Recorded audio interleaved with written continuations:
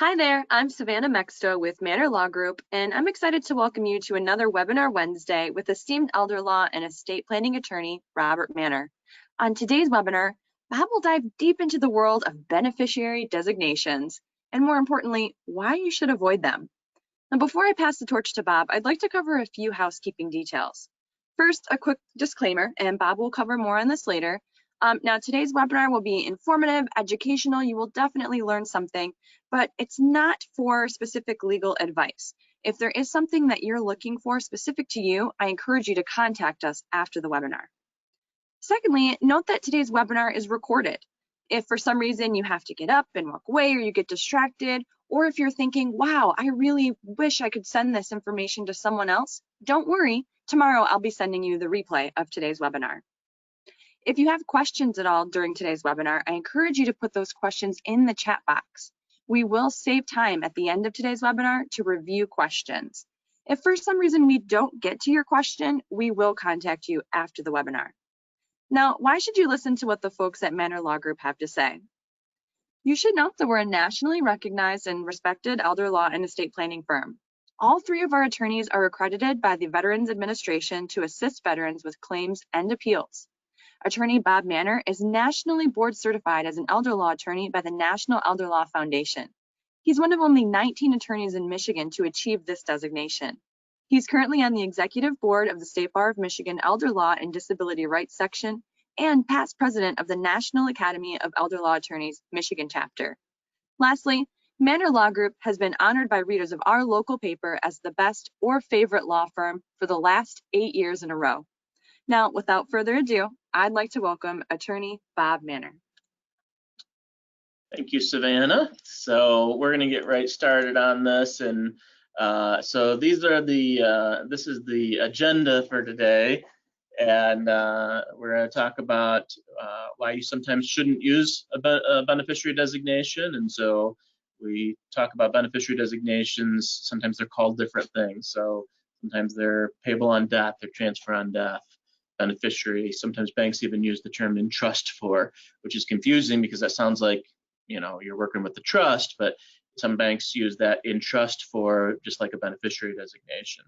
So we're going to talk about some of the ins and outs in that, and sometimes why that's not the best answer, and we'll get into that from the standpoint of making sure that we have some organization and making sure that things happen in the way that they should, in an efficient way. I'm going to give you some examples of families that used beneficiary designations and then they thought it would go a different way, and it caused all kinds of family havoc. So we'll talk about that. We'll talk about how people think that they use beneficiary designations, it's still going to follow the terms of the will, which is not the case. And then also how, especially as it results in any kind of retirement assets like IRAs or Roths or 401ks, how that it doesn't always allow for the best tax planning options that are there. So if you've heard me speak before, you know that I'm not a big fan of adding your kids' names to accounts. So joint owners on accounts, I got the frowny face there, and we'll talk a little bit about that. It's not just what happens when you die, and that's one of the problems with beneficiary designations, is that a big part of the planning that we do isn't just saying, you know, a lot of times people think they're going to an attorney to talk about what happens when they die. What's just as important is what happens if you don't die, right? What happens if you live but need help, you need care, you need, you know, most of us, unfortunately, are going to face some period of time before our death where we're dependent on our children or dependent on other people to help us make decisions and balance our checkbook and help us with our finances. And some of us that might be a few days, and some of us might be a few years, and some of us it might even be longer. And so it's not, you know, a big part of our planning isn't just about what happens when you die. In fact, I think the more important planning isn't about what happens when you die, but what happens for the rest of your life and how to make sure that's organized properly. And the beneficiary designations don't handle that.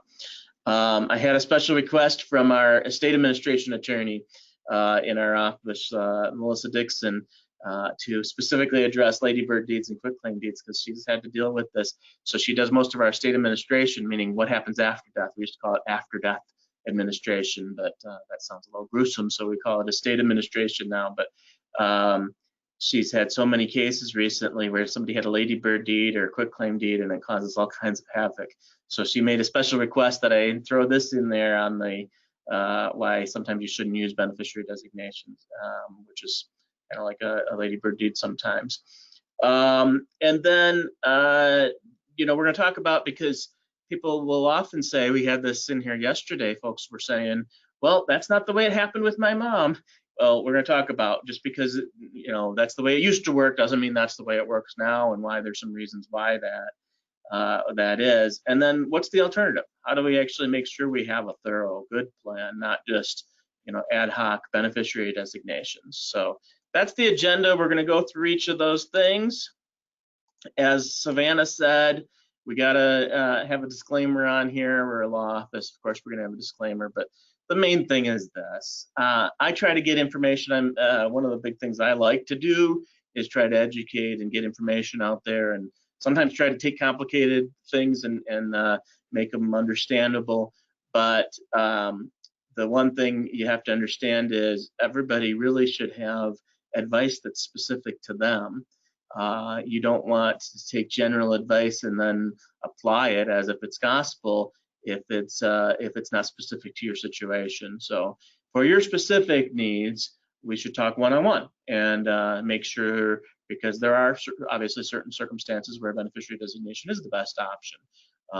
And so we're going to, or even the ladybird deed is the best option. I think it's overused, and it shouldn't be used as often as it is. But there are some situations where that is the best answer. And so everybody's situation is unique, and that's why lawyers exist, and that's why doctors exist, and nurses exist, and accountants exist, and financial advisors exist, is that, if everybody could just push a button, everything would be fine. Well, there's no such thing. There's no such thing as an easy button where everybody just pushes a button and it applies. One size fits all doesn't apply to the law. Okay. So let's start off with the first part here. And this is what I assume most of you kind of came for, is to say, well, wait a second, I thought beneficiary designations were the best option. Well, here's my answer. It's often not the best option. In fact, usually not the best option. And we're going to talk about it in a few different ways. So when I say beneficiary designations, I often am trying to people get so focused on the title of things, right? So I'll talk at length about beneficiary designations, and then I'll have an audience member that say, well, what about transfer on death or payable on death? I'm just grouping all those together, right? I'm grouping beneficiary designations, transfer on death, payable on death, in trust for anything that has that it transfers on my death, or it goes to these people when I die automatically, or nothing that happens automatically, but payable on death, transfer on death, beneficiary designation. I'm grouping all those as one. So everything I'm talking about applies to all of those things. So on a very basic level, sometimes it's really, we think, oh, well, I've got 3 kids, or, whatever the situation is, and I just want, and so understand, not everything's going to be talking about if you have 3 kids. Not every, I understand some people just have 1 child, and they say, well, if I have 1 child, I can just use that beneficiary designation. Some of the things that we're going to talk about as to why this is good or bad are going to apply if it's a larger family, and some of it's going to apply even if it's a single person. Okay, so don't tune out just because I start talking about 3 kids and you only have 1 kid or something like that. Oh, we have the 3 kids, and people think, oh, well, this will just be the simplest thing in the world. I'll die, and then everybody will get their 1/3 share. And what we find is that doesn't actually work very well, much of the time. Now, I'm going to be honest with you. If you don't have a house and you live in an apartment and you kind of live hand to mouth, in other words, you get your monthly checks and pension and Social Security, and you pretty much spend them every month, and you don't have any real accumulation. Maybe you have $30,000 or $40,000 in the bank, and that's everything you have. Yeah, we're probably going to use beneficiary designations, just because you just don't have enough to justify a bigger plan. And one of the things I notice, people will come in and they'll say, well, that's not the way. You're telling me that this is going to have to go through probate or something like that, and that's not the way it happened with my mom. And then I ask them about their mom. So they come in and they have, between the 2 of them with their house and their cottage and their IRA, they got $1 million in assets or $700,000 in total assets, and then they say, well, that's not how it happened with my mom. And I say, well, tell me about your mom. Well, did she have that much? No. She, when she died, she probably only had $20,000. Well, okay, you got to look at the context. Okay, that didn't happen with your mom, but your circumstances are different. And so the more we have, obviously, the more important it is to have a plan. Oddly enough, when it comes to a lifetime decision making, the less we have sometimes, the more important it is to have a plan. Because if you got unlimited assets, if you got $7 million and you get sick, you're going to have less of an issue providing for the cost of your care, whether it's Alzheimer's or dementia or anything like that, than if you've got $200,000, right? So we need more planning for that $200,000 person for their lifetime issues than we do with that $7 million person for their lifetime issues, as far as making sure that we can provide for proper care and good care and qualifying for benefits and things like that. But it's the opposite when it comes to after death. After death, we probably need more planning for that $7 million person than we do for that $200,000 person. Okay, and so we still need planning, though, especially if you have real estate. If you have a house, it's going to be important to have planning. So this is all going to be a case-by-case basis. But here's some of the reasons why I don't recommend using a beneficiary designation. So I had a case a while ago. It was actually a friend of mine, and his girlfriend was appointed by her grandfather as the executor of the estate. And so he didn't really trust his children to take care of it, and he knew this granddaughter was very well qualified, and so he appointed her, but then he used beneficiary designations for everything. And so when she came in, she said, well, I know Grandpa appointed me as the executor, but what do I do? And our advice was, well, you can choose to, fill that role, but you actually don't have any legal authority because everything had a beneficiary designation on it. He had designed to have one person be in charge, and he had told all of his kids, this granddaughter's going to be in charge. And so they all looked to her after Grandpa died, and for them it was after Dad died, and they all said, well, give me my money. And then she came into us, and we told her, well, you don't have any legal authority for that. Even though she was the executor under the will and she was power of attorney for grandfather and all of that, she had no legal authority because everything had a beneficiary designation on it. And they were all looking to her. And so she called back and said, well, I don't know what to do here because you're telling me I don't have any legal authority, but nobody's doing anything. These assets are sitting out there. Nobody's going to collect them. Nobody's filing for the beneficiary.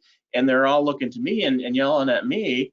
And the answer was, that Grandpa thought that he was appointing somebody to be in charge, but there was nobody in charge. There was nobody to organize anything. There was nobody to pay the bills. There was nobody to make sure that the funeral bill was paid and things like that, or the final bills were paid, because everything had beneficiary designation. So there's nobody in charge because the will doesn't apply if there's a beneficiary designation. And so that, it caused all kinds of bad feelings and havoc in that family. And there was difficulty there. So sometimes it's really important to have somebody in charge just to say, okay, we have a plan. We're going to follow this plan. Everybody's going to be treated equally, or maybe it's not equal, or whatever the scenario is. But the bottom line is, I'm a big believer in, number one, having a plan, and number two is having somebody in charge of that plan. Because if nobody's in charge, it's just havoc. And with beneficiary designations, we have a different plan for each and every asset. We have a different process for each and every asset, rather than having one cohesive plan. Who pays the bills? I mentioned that. Okay, so let's say you got 3 kids and you say, okay, well, I just got beneficiary designations on all my accounts. First of all, you can't have a beneficiary designation on your house, right? That's not a thing. Secondly, who's going to pay the funeral bill? Who's going to pay those accounts? Who's going to pay those last medical bills? Because one, they're probably going to pay, honestly. One of the kids is probably going to pay.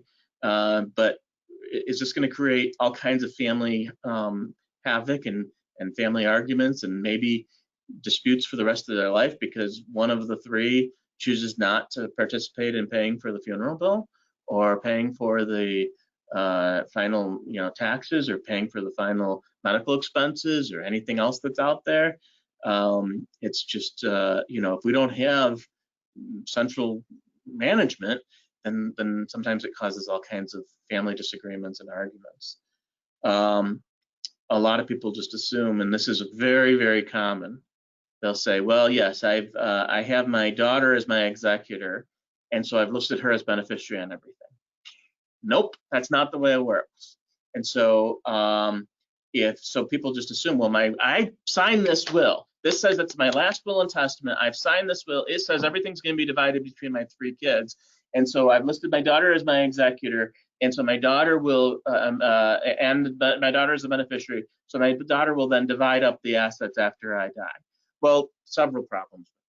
Number one, she has no legal obligation to do that, okay? The only way that she could be forced to do that is if the other heirs drag it into probate. So one of the reasons why you used a beneficiary designation was to avoid probate, and the only way that we can guarantee that that's going to be followed is to drag it into probate, and there's no guarantee that they're going to win in probate. They have to make a difficult argument to say that the beneficiary designation was only done for convenience purposes, and that the will was supposed to be followed. But for the will to be followed, then we have to go through this whole probate process, because the will has no enforcement mechanism. The will has no legal effect without going through a whole decedent's estate through probate, which is a drawn out process, right? And so the second thing is, you say, okay, but you don't understand, Bob. My daughter is so sweet. She would, of course she's going to follow my will. And if she does so, it might be to her detriment, right? Because she receives those assets. I had a longtime client call us one time, and so her dad had listed her as the beneficiary on his IRA. And she called up because she was saying, okay, well, I'm dividing this up and I'm writing a check to everybody. Well, there's several problems with that. Number one is we're going to have to pay all the taxes, but guess who pays the taxes on that? That daughter. So daughter ends up getting hit with the tax bill, and everybody else gets the benefit of it. So the one that you trusted the most and the one that you put most in charge of it is going to end up getting hurt and possibly end up losing money because of the taxes associated with it. And how do you, can we just assign all those taxes out? Not if you use a beneficiary designation and list one daughter as the beneficiary and expect that it's going to be divided up between the 3 or the 7 or the 10 or how many ever kids you have, because it's not, first of all, it's not that easy to figure out the taxes of each person. Again, it's going to end up being where one person pays the taxes based on their tax bracket rather than everybody in their individual tax brackets. It's just so complicated, and honestly, basically what it happens is that person that you trusted and you put in charge ends up having to pay the bill. They're the ones that get stuck with that for any kind of retirement asset or IRA or 401k or Roth. Well, Roth you're not going to pay taxes on, but those are the things. And then the last one on here I have is, will you pay more taxes? And this applies whether it's 5 kids or 1 kid or anybody else. And so this there's a lot of details I could give you on this, but I'm going to really focus on just the current change in the law that occurred as of January 1st, 2020, and that's that Secure Act. So some of you I know for sure have heard me talk about this. Whoops, I changed the page too quickly. So now under the Secure Act, there's a bunch of options and different things that we can do to save on taxes and preserve those assets longer and protect those assets longer and pay taxes over a longer period of time, pay in a lower tax bracket, have it go on to grandkids if appropriate, and have all of these options that are available under the Secure Act that we didn't have, which was much more difficult to accomplish prior to the Secure Act. And if you use beneficiary designations, it's going to be much more difficult to accomplish that. I'll give you a quick example. So one of the things we look at, let's say you have a decent sized IRA or even a Roth, and you say, okay, well, of course, I'm just going to leave it to my 2 kids. And the 2 kids, and then you're obviously still alive, and you're going to be alive, hopefully, for many, many more years. And so many years from now, you pass away, and the kids are maybe even retired, or they're in a good financial position or whatever, and they say, well, I could get this IRA and pay the taxes at my tax bracket, or I could get this IRA and have the Roth IRA and have it where I can only keep that Roth for for this set period of time, or I could choose to step aside and have it go on to the next generation, go on to the grandkids who are in a lower tax bracket. Well, that's going to be and sometimes what we want to do is say, okay, mom dies, it's going to go to daughter and son. Daughter says, I don't really need the money. I'd rather have more money go to my family, meaning my kids, than go to Uncle Sam. They're in a lower tax bracket. They might even be able to pay it over a longer period of time to keep them in a lower tax bracket. And so I'd really like it to go on to them. However, they're not mature enough to manage this money. This is going to be $150,000, $200,000, whatever it is. Say that grandchild's not mature enough to manage that money. And one of the things that we're able to set it up without, instead of using beneficiary designations, using trusts and things like that, is to say, okay, it can go where you leave it to your daughter. Your daughter has the choice to leave it on to her kids, bypass herself, but still be in charge of the money, still control the money in trust for her grandkids, so they're not out there at 18 years old buying sports cars with your IRA money.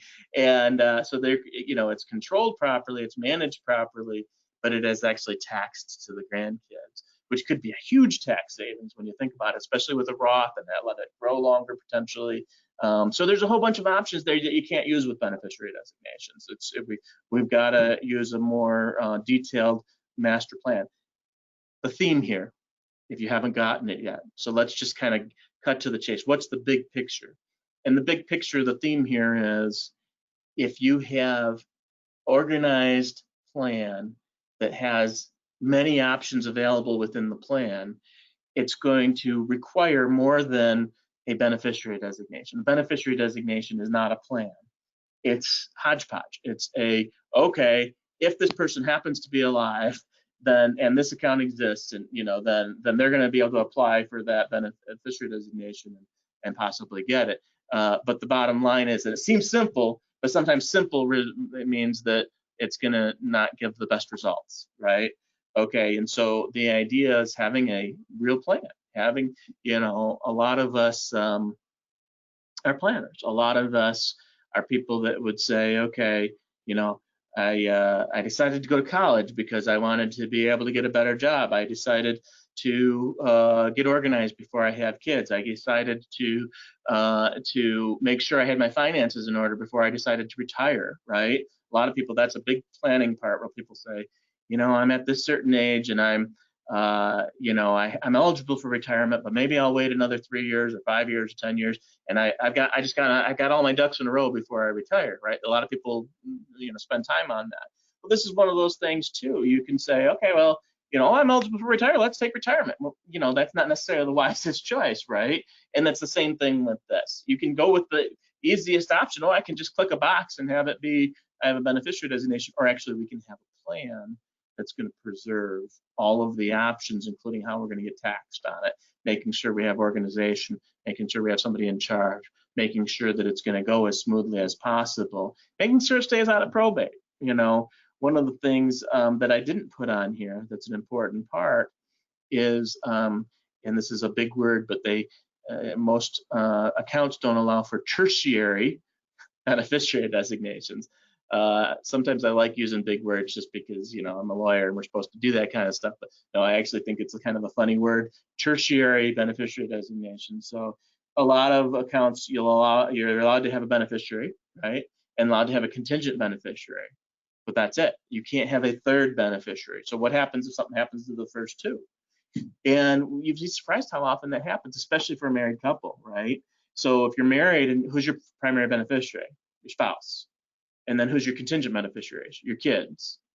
So is it possible that you could outlive both your spouse and one of your kids? Because now there's no tertiary beneficiary designation.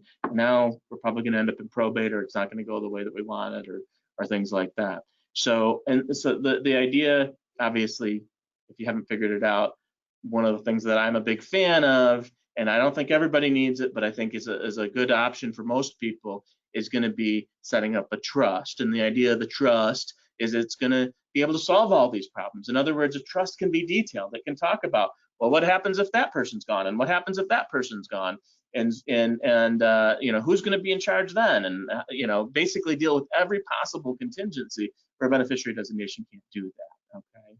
And so as a lawyer, I have to be pessimistic about the future. I'm not really pessimistic, but I have to be from a planning standpoint to say, if the worst thing happens, do we have a plan for that? And with a full plan, you typically involving a trust, then yes, the answer is we have a plan for that. A lot of times I tell this story that there's been plenty of times that families have come in and said, we have major changes because something tragic happened in our family.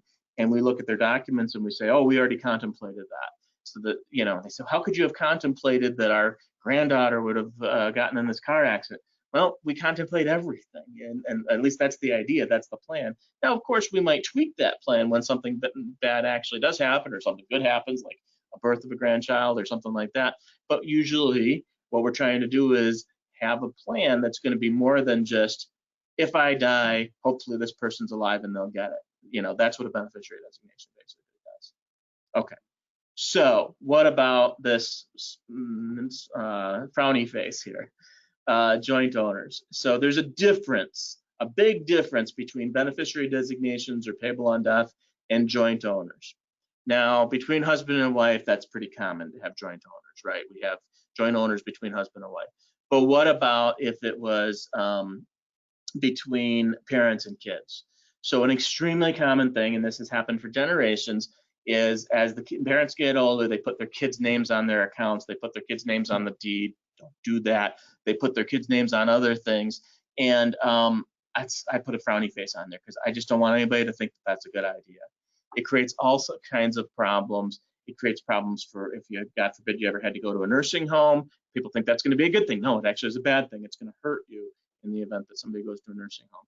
They think, oh, that's going to make it so that it's easier to use. Well, it might be easier to use, but it's also easier for everybody's creditors to access it. So I think bad happens to one of those kids, your money is exposed to that. If they get divorced, if they get into a lawsuit, if they get into a car accident, if they get sick, if their spouse gets sick, your money could be exposed to their bad problems and, you know, their bad things that happen to them. And we don't want that. You don't want your money to be exposed to that. So we don't want to put kids' names on assets. That's just a really bad idea. It's not just what happens when you die. And that's one of the things a lot of people look at beneficiary designations because the only thing they're thinking about is, well, do I need a will or a trust? Well, I can just use beneficiary designation. That obviously only applies after you die. But, you know, a big part of my practice is helping folks while they're still alive, right? Where we want to make sure that they've got things in place, both from a standpoint of not having to run into court to get a guardianship or conservatorship. You know, you don't want to have your kids go into court and declare you incompetent and have a whole court hearing and then you're not able to make your own decisions anymore, and then the court has a say in how the money's spent and who's in charge, and maybe it's not even the one that you wanted it to be, and maybe it's a stranger that's in charge. Like we don't want any of that stuff, right? And we want to make sure that we've got things set up in such a way that family takes care of family, the right people are in charge, we don't have these big family disputes and everybody's fighting about it. We want to make sure that we have a plan for that, right? And that has nothing to do with beneficiary designations. Plus, of course, there's that issue of, God forbid, what if you need care along the way? And if it's care beyond the hospital, so the hospital says, you're done here, but you still need, 24-hour care. You need somebody to stay with you, or you need somebody to help you get dressed and showered and things like that. Well, that can get very expensive. And there's different programs that are out there. But if we set up your plan properly, there's programs that can help you pay for that. But if we just have beneficiary designations, we're out of luck. We're going to have to go into court and ask the judge for permission to set up your assets properly, which is, again, what we're trying to avoid. So Melissa Dixon is our estate administration, so the after death attorney. She helps folks after somebody passes away, settle the estate, administer the estate. And she made a specific request that I include ladybird deeds and quitclaim deeds in this, because people think, oh, this is great. And so many people that have been with us for a long time, and they'll call me up and they say, Bob, I don't have a ladybird deed, and my neighbor has a ladybird deed, and my sister has a ladybird deed, and I was at the senior center, and everybody on that table had a ladybird deed. And I'll tell you, I don't have the prop here, but I used to call the ladybird deed, or I still do, a Rubik's Cube. Remember the Rubik's Cube from the 80s? So the Rubik's Cube, where it was trendy. In the 80s, everybody had to have one of those toys, the Rubik's Cube. and ladybird deed is trendy. And unfortunately, there's a whole lot of attorneys that just think, oh, this is going to be a catch-all, save-all, you know, and so it goes around and everybody says, oh, you need a ladybird deed, you need a ladybird deed. It's like, you need a Rubik's Cube. Nobody really needed a Rubik's Cube. You know, I guess it was cool or whatever, but you didn't need one. And so same thing with the ladybird deed. It's very trendy, so people are talking about it. But with many trends, that when you know dig down to it, it's actually not as good as it seems. And so the idea of a ladybird deed is, in theory, it's supposed to say, okay, upon my death, I own this. I have full control over this house, this property, until I die, and then when I die, it transfers over to the kids, almost like a beneficiary designation, right? Several problems. The most obvious problem: what if one of those kids is not alive when you die? Well, we got a big problem, and there has been this debate among attorneys in Michigan, in which there's pretty much consensus that there is no state, set answer as to what happens if one of the kids that you say, I die and it goes to this person or these three people. What happens if they're not alive, or one of them's not alive when you die? And the answer is, it's probably going to end up having to be determined by a probate court, because unless you can get title insurance, the title companies are going to be like, okay, well, this person died. It says to go to these three kids. One of the three died. How do we resolve it? Does it go to the two remaining? Does it go to the two remaining and the other third goes to the family of that person? And how's that going to happen? And so it's not clear on that. The second thing, and people just underrate the importance of this. Everybody assumes, and not everybody, but most people assume that when they die, their family is all going to be holding hands. And they're just going to be, I don't really care. I don't want anything. Doesn't matter. If I get something, that's great. It's not a big deal. I don't care what happens to the house. We're all going to just do it together, and we're all going to hold hands, and we're all going to, sell the property together, and we're all getting. It doesn't work that way. And so that's one of the things with Melissa. Is she's saying, okay, boy, we had this ladybird deed. It went to the, kids, and now the kids. This has been going on for month after month after month, and it's causing all kinds of family disputes and family havoc because each of their names is on the deed now. And now it's like, okay, one of them wants to keep it, move in their kid. The other one wants to sell it. The other one changed the locks. You'd be surprised at how much family conflict this creates. And people think, well, that won't happen to my family. You'd just be surprised. You would. I have some stories. I've been doing this for long enough, and it's just you never. And it's always, oh well, if that family came in and they were all doing the right thing, and they were all looking out for mom and dad, and they all seemed, and they were all financially well off, and this property's not even worth that much, and whatever else. And bottom line is, when the parents are gone, a lot of times there's, at a minimum, really hard feelings about that if we don't have a good plan in place that's going to make it clear what the process is. And ladybird deed doesn't do that, and who's in charge and all of that. And secondly, how often there is disputes. Even one of them, I remember, this goes back a bit, but there was a ladybird deed, and the big dispute, well, there was two big disputes, and it was big, and it ended up costing them a bunch in legal fees, because now there's no executor with the ladybird deed, right? There's no, and some people think that the ladybird deed is a ladybird trust. There's no such thing as a ladybird trust. So I hear that term all the time, ladybird trust. There's no such thing. That's not a thing. It's ladybird deed. And what that means is there's nobody in charge. There's no executor in the ladybird deed. So that's why I don't like it. I like to have, central management, have some clarity as for who is in charge and what their job is and what they're supposed to do. Ladybird deeds doesn't allow for that. And so one of the things that happened in this particular case is now we have the three kids who are all equally in charge, and they had this big knockdown, drag out fight about which realtor to choose. Seriously, which realtor to choose.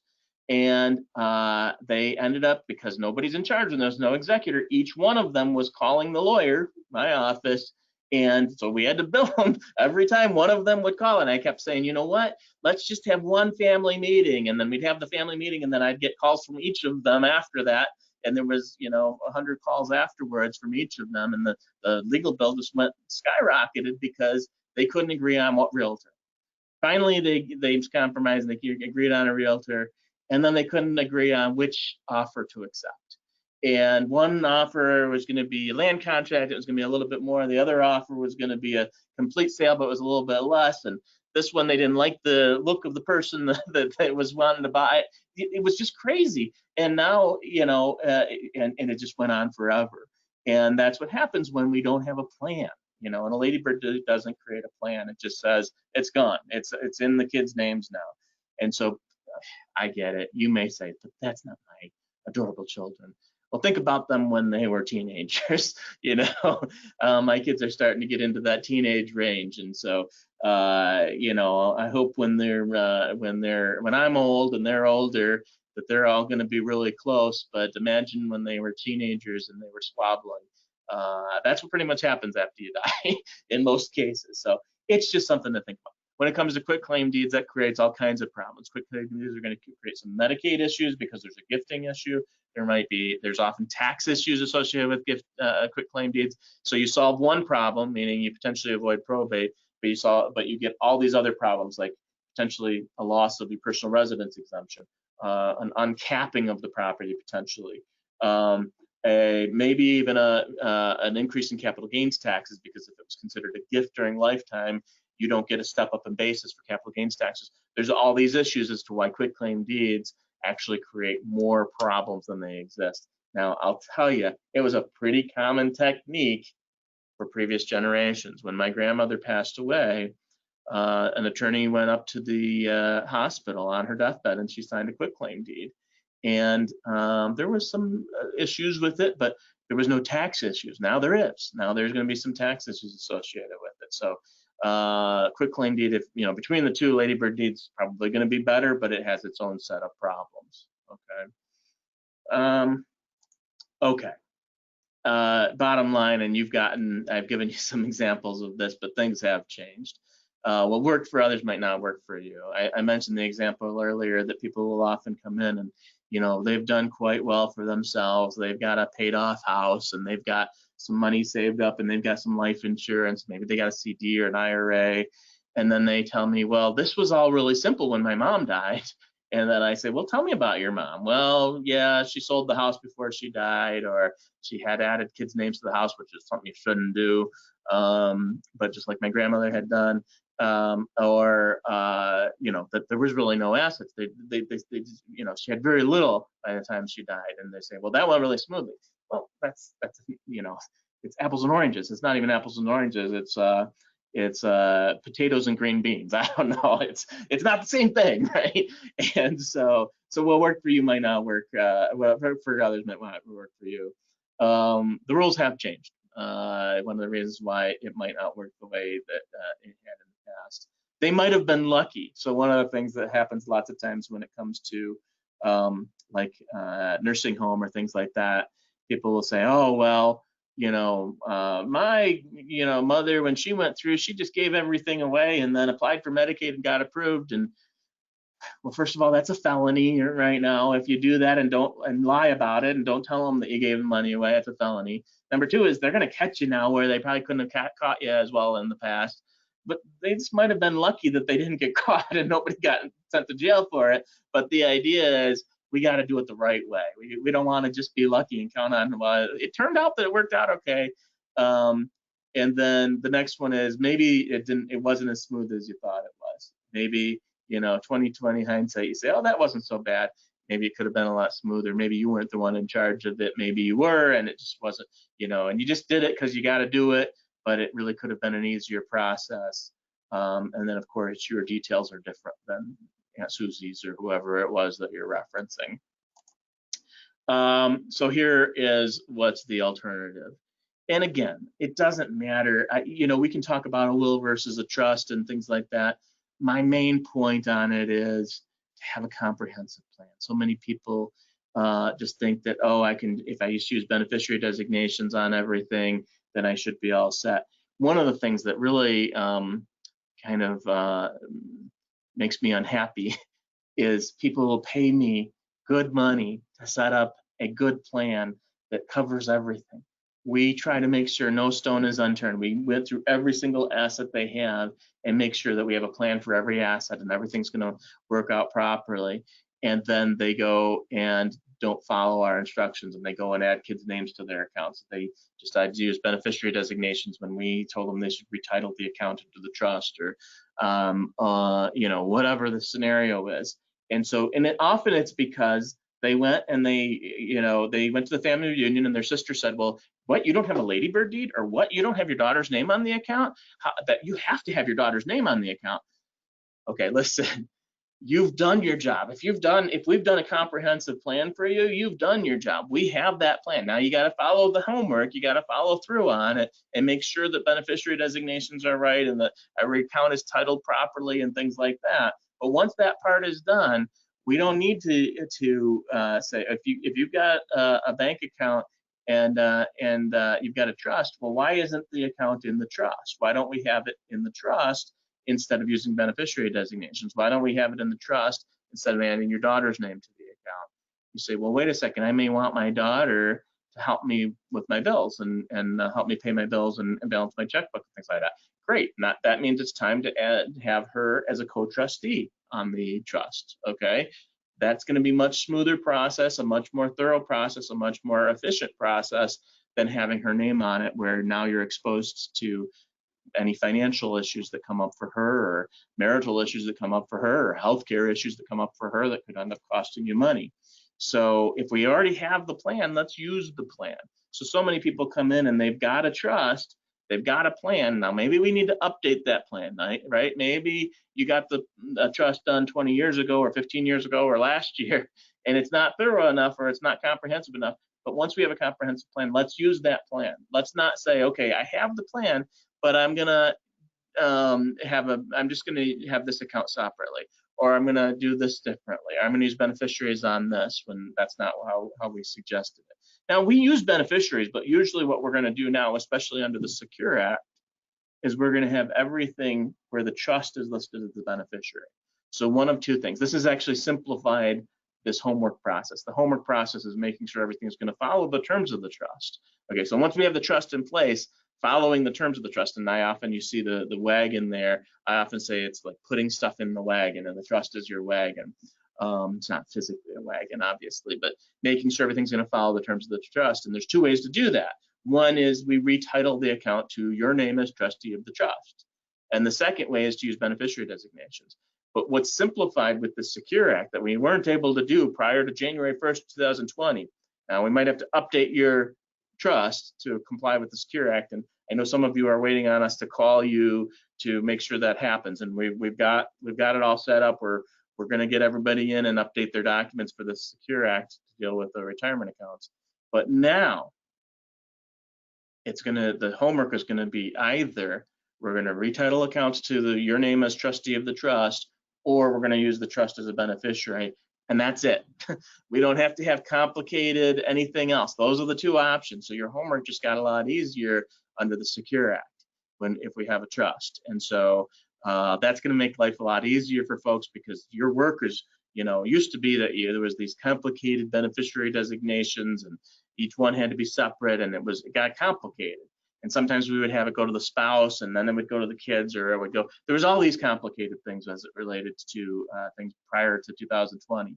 So one of the good things about the Secure Act, the new law that took effect January 1st, 2020, is now we can say everything is either going to be we retitle it, or we change the beneficiary to the trust, and that's the final answer. So it makes your job to get the homework part done a lot easier. And for those of us that already have the comprehensive plan with us, we are in the process of reaching out to you and making sure that we get your documents updated and get the beneficiary designations updated, and there's going to be a process for that. It's a slower process than I hoped it would be. We just want to make sure we got it right. We want to make sure we get the message out to everybody. And so there's a lot of clients over the last, I don't know, close to 20 years now. And so there's a lot of clients that we've had. And so we just want to make sure we reach out to everybody, make sure we have a process for that. So we will be reaching out, and that should happen quite soon. But that's the bottom line. What is a trust? For those that don't know, a trust is just a contract. That's all it is. It's a contract. It's kind of like a will, but the reason why a trust, often people like that better, is that it doesn't require a court system, doesn't require probate, doesn't require any of those types of things. It's not filed publicly with the county or anything like that. So it's a contract between you and your family. And it's a contract that says, here's how I want things handled when I'm alive and well. What's the contract say for that? You get to do whatever you want when you're alive and well, right? And there's a contract that says, what happens when I become incapacitated or disabled or sick? And that's going to lay out the terms of what happens then. And it can happen automatically. You're already empowering the family to do this. So will doesn't do that. And then what happens after I die? And speaking of what happens after I die, it's one of the reasons why this is actually better than a beneficiary designation, is because we can make sure that we're providing for younger children or children that aren't great with finances, and we want to give them some support or make sure that they don't get all the money at once or whatever, however we want to handle that. But also in dealing with generational planning, both from the standpoint of protecting the inheritance that you leave them from divorce, from debt, from failed businesses, from medical expenses, things like that. And now it's also going to be included under the Secure Act from trying to make sure that we manage those retirement assets properly, whether it's Roth, whether it's IRA, those types of things. So under the Secure Act, it makes it a little bit easier to have it go through the trust so that we have a plan for that. That's going to allow us to set that out and get the best possible options for taxes at the time of your death and after, and maybe extending those taxes out for longer than 10 years, if possible. We'd have to, again, we can't decide that now. We have to wait and see what happens and who's there and what their circumstances are at the time of your death. So we need to have your plan have those options built into it. Bottom line is it's part of a comprehensive plan, right? It's not just, hey, I've got this covered because I've got a beneficiary on this one account. It's making sure that we have a comprehensive plan, and that not only that we have the plan, that we're using it, right? That we're using that plan properly. And if you're not sure about that, then it's time for a consult. If you're not sure, hey, I know we have this plan, but do we have everything lined up? Do we have everything aligned properly? Are the assets all aligned properly with the plan? And if you're not sure about that, then it's probably worth a consult to say, hey, let's look at this and just make sure that everything's aligned properly. Or maybe you forgot and you're unsure about how the plan is. And if that's the case, you may end up having changes and saying, you know what, that might have been how we had it set up 5 years ago, but now I think I want my daughter to be the one in charge, or I understand why maybe it's not a great idea to have all three of them as co-executors, or there's a number of things. So it might be something that would be worthwhile just to have a review if you want, and it's not necessary. But and for those clients of ours, we have our annual meeting this year. We're going to end up having it be online, virtual. We're not going to all be shoved into a room together this year, unfortunately. But that is our attempt to make sure that you stay up to date and help you figure out whether you need any changes to it or not. And that's absolutely free for our annual meeting. But if you want a one-on-one, that's something that we certainly can offer. And if you don't have a comprehensive plan with us, certainly something that I would recommend and we give some consideration to. Oops. All right, so do we have any questions at this point, Savannah? Yes, we do have a question. Let's see. So it says you have a will and a testamentary trust with an executor, trustee, and successor. Trustee. Sorry, my screen just got really small on me all of a sudden. I've been instructed to change my beneficiaries on IRAs and mutual funds to the name given to my testamentary trust as stated in my will.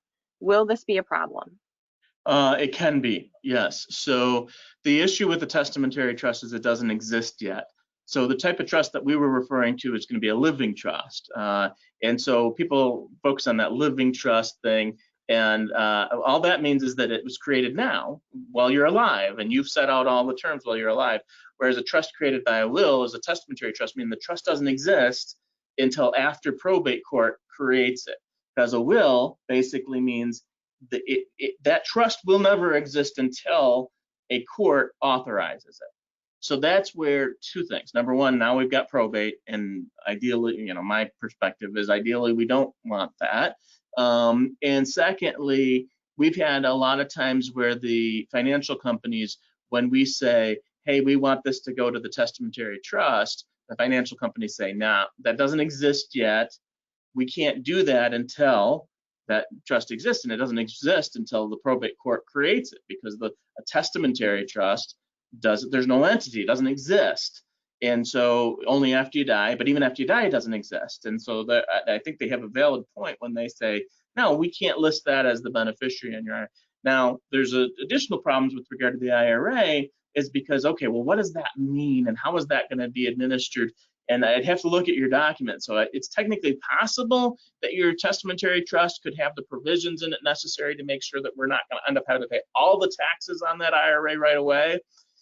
But that's probably not the case. Most of the testamentary trusts that I've seen, and like I say, I've been doing this for a long time, most of them that I've seen don't have the proper provisions in there. So if the IRA goes to the testamentary trust, you're going to end up paying all the taxes in year one. And in fact, potentially the estate pays the taxes, which is even worse, because if the estate pays it, we have shrunken tax brackets, meaning that if we can have it be the tax bracket of the beneficiary, not the, of the ultimate beneficiary, whether it's through a trust or a will or whatever else, in other words, of the kids, we use their tax brackets, that's certainly going to be a better option than having the estate pay it. Because if the estate pay it, typically what that means is we're going to have individuals have this tax bracket where the tax brackets are spread out, and 15% and 25%, whereas those brackets are condensed, meaning once you get up to about $15,000,